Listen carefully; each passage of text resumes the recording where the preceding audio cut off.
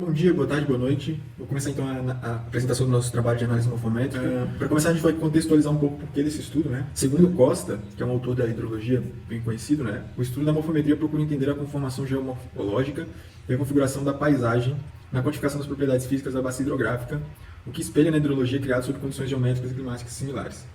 Para bacias hidrográficas, a caracterização morfométrica pode ser um indicador da qualidade de uso do solo. E Garcês também afirma que as características de uma bacia podem influenciar bastante o seu comportamento hidrológico. E dessa forma, claro, é bem importante conhecer numericamente algumas dessas influências, né? E é o que a gente vai ver um pouco aqui agora. Ao conhecer as características morfométricas de uma bacia, é possível então compreender o comportamento hidrológico atual, que é o que está acontecendo atualmente, e também prever talvez os comportamentos futuros, né? O que possibilita a realização do acompanhamento das interferências nos processos do ciclo hidrológico e as respectivas respostas da natureza. Então, para contextualizar a nossa bacia em si, nós vamos estudar uma subbacia da bacia do Itajaí, que é a maior de Santa Catarina, contendo 16,15% da área do estado e 0,6% da área do Brasil, segundo o Gerber. Aqui à direita tem um gráfico que explica um pouco melhor como se distribui, né, as atividades na nossa bacia e onde ela fica mais ou menos no estado de Santa Catarina. Ela está no centro-leste de Santa Catarina, com altura máxima de 1.640 metros e mínima de 1 metro e predomina o clima temperado úmido. A bacia de estudo é uma subbacia dessa bacia do Itajaí e compreende os municípios de Chapadão do Lajeado e Bom Retiro. Está localizado no Alto Vale do Itajaí. Os rios que cortam a bacia são esses. Então, materiais e métodos, a gente aí usa a carta topográfica da IPAGRE, de Petrolândia, na escala de 1 para 50 mil, formato shapes, foram recomendações passadas em aula, né? Recebemos a coordenada do exutório da professora, tá aí também, e o sistema de projeção South America 1969, UTM 22S, e utilizando o software ArcGIS para fazer as manipulações de dados. Então aqui a gente passa um pouco mais para os materiais e métodos que a gente usou, mais propriamente os métodos, né? Mas eu não vou ler tudo que está escrito, eu vou passar os slides para você pausar e, se quiser ler um pouco mais tecnicamente o que a gente fez. Mas o que precisa saber mais é que a gente usou os pontos da tua professora para colocar um exutório e a partir dele a gente delimitou a nossa bacia para o estudo, assim como a gente aprendeu em aula, né? Então, a partir do exutório, nós delimitamos a bacia sem cortar nenhum rio, sempre tomando aquele cuidado de ter mais ou menos 90 graus com a elevação. E, partindo para os resultados e discussões, nós tivemos alguns outputs desse estudo, dessas manipulações, né? E a primeira coisa que a gente fez com isso foi a determinação da ordem da bacia, segundo o método de Strahler, né? Segundo Strahler, então, resumidamente, a união de dois canais de ordem n-1 origina um canal de ordem n, e esse canal de ordem n pode receber qualquer afluente de outro canal, desde que esse canal seja de ordem menor que n, né? Então tá aí no segundo Strahler e Tucci também essa classificação. Então, nossa bacia a gente teve 151 rios de primeira ordem, 27 rios de segunda, 6 de terceira ordem, 2 rios de quarta ordem e 1 rio de quinta ordem, e segundo Strahler, isso caracteriza a nossa bacia como uma bacia de quinta ordem. Então aí está uma distribuição dos rios, né, para vocês verem um pouco melhor como eles se distribuem na nossa área, até o exutório. E à direita tem, pelas cores ali, né, dos rios, qual a ordem deles. E aí a gente passa para algumas estimativas de área, comprimento do rio principal, perímetro, enfim. Então a gente chegou a uma área total de 73,3 km² na bacia, perímetro P da bacia de 36.872,28 metros e o comprimento do rio principal de 14,97 km. E a partir desses dados a gente calculou a largura média da bacia, que é uma relação entre a área da bacia e seu comprimento axial. Basicamente a gente chegou a 4,84 km de largura média. E o fator forma, que é bem importante, né, o fator de forma, porque diz o quão alongada é a nossa bacia. Então a gente achou um fator de forma de 0,32 e isso, para fatores de formas, né, menor que -1, segundo o Tucci, indicam bacias alongadas que são menos suscetíveis a inundações. Analisando o fator de forma da nossa bacia, é possível observar que a bacia analisada é mais alongada, como eu tinha dito antes, o que indica a menor probabilidade de inundações na sua área.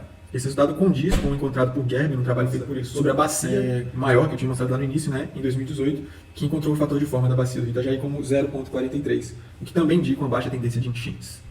O índice de capacidade KC é a relação entre o perímetro da bacia comparado com a de um círculo perfeito.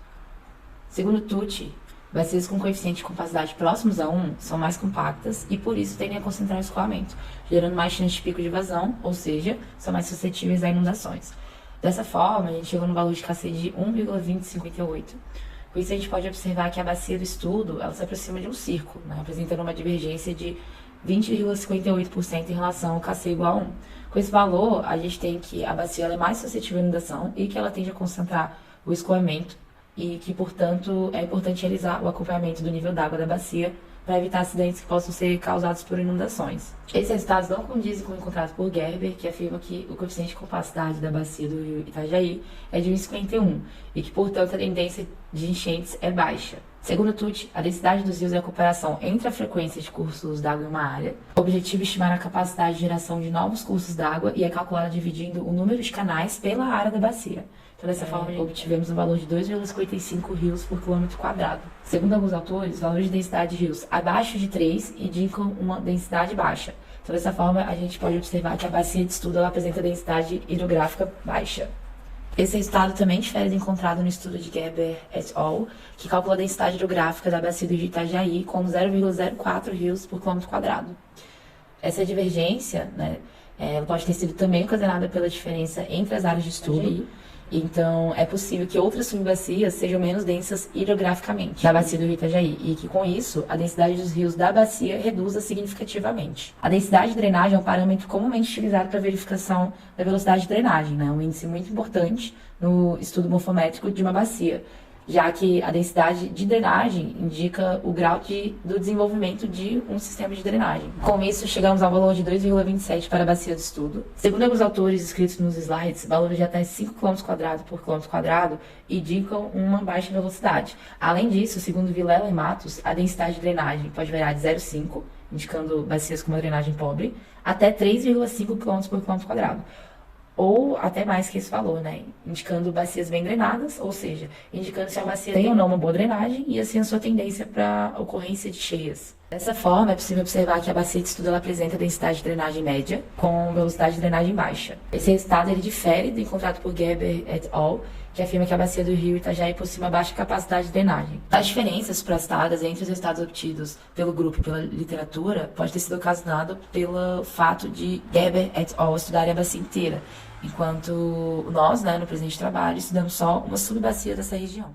A curva ipsométrica de uma bacia representa as áreas situadas acima ou abaixo, né, das diversas curvas de nível. Então, com o auxílio do ArcGIS, foi possível a gente conhecer a distribuição das áreas da bacia, conforme a gente pode observar a figura no slide. A altitude média encontrada pela gente foi de 732 metros, enquanto que a altitude mediana foi de 760 metros. Analisando a curva ipsométrica, é possível observar que a bacia ela possui predominantemente médias altitudes com apenas 30,69% da área total estando situada abaixo da cota de 700 metros, né?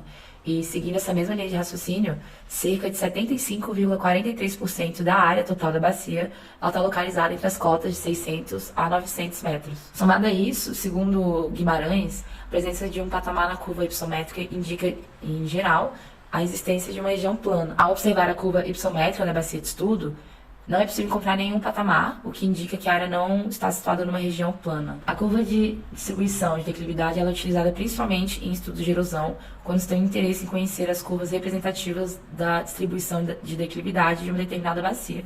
Então, a declividade média encontrada foi de 8,41 metros, enquanto que a declividade mediana foi de aproximadamente 25 metros. Analisando a curva de distribuição de declividades, a gente pode observar que a bacia predominantemente apresenta baixas declividades, tendo cerca de 81,65% da área total com declividade entre 0 e 40. A área com declividade acima de 120% foi praticamente desprezível, o que indica que a região da bacia não apresenta mudanças bruscas de declividade. Segundo o Embrapa, é possível classificar o terreno da bacia em relação ao relevo. Dessa forma, a classificação do terreno é predominantemente plana, suavemente ondulado ou fortemente ondulado, tendo apenas cerca de 17% da área total como montanhoso ou escarpado. Esse resultado ele condiz que foi encontrado por Gerber et al., que mostraram que a área da bacia do Itajaí é majoritariamente plana, suavemente ondulado ou fortemente ondulado, utilizando a classificação da Embrapa. Realizando a classificação do rio segundo o método de Strahler, é possível a gente perceber que o rio principal não mantém o número de ordem em toda a sua extensão. Traçamos no ArcGIS o perfil longitudinal do rio principal. Então, analisando a figura, a gente pode observar que a altitude do rio principal da bacia de estudo varia entre 450 e 1.250 metros, né? Com rápido decrescimento das cotas logo na nascente do rio. Também a gente pode perceber a pequena variação de cotas no final do rio, que indica a presença de uma região praticamente plana neste local. Então, partindo para as conclusões, né?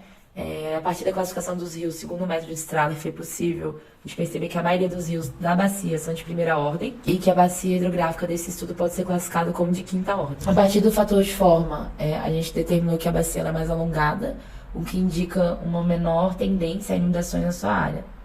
O índice de compacidade, ele mostra que a bacia se aproxima de um círculo, o que aumenta a probabilidade de enchentes. Então, a gente pode concluir que a bacia de estudo ela possui densidade de rios baixa, é uma densidade de drenagem média e com velocidade de drenagem baixa, resultado que vai de encontro com o resultado do índice de compacidade da bacia. Em relação à altitude, a bacia ela apresenta predominantemente altitude média. Com a curva de distribuição de declividades, foi possível a gente perceber que a bacia ela apresenta grandes mudanças de declividades em uma área concentrada, em pouca área, mas que depois passa a sofrer baixas mudanças de declividade em uma área acumulada. Dessa forma, e conforme a Embrapa, é possível concluir que a bacia do estudo ela possui majoritariamente um relevo classificado como plano, suavemente ondulado, ondulado ou fortemente ondulado. Então, de modo geral, nosso grupo concluiu, é possível concluir a partir dessas informações que a bacia ela é alongada e arredondada e é suscetível a inundações em sua área, o que exige maiores cuidados do setor público, né, como, por exemplo, a Defesa Civil, em caso de alto volume de precipitação em um curto período de tempo.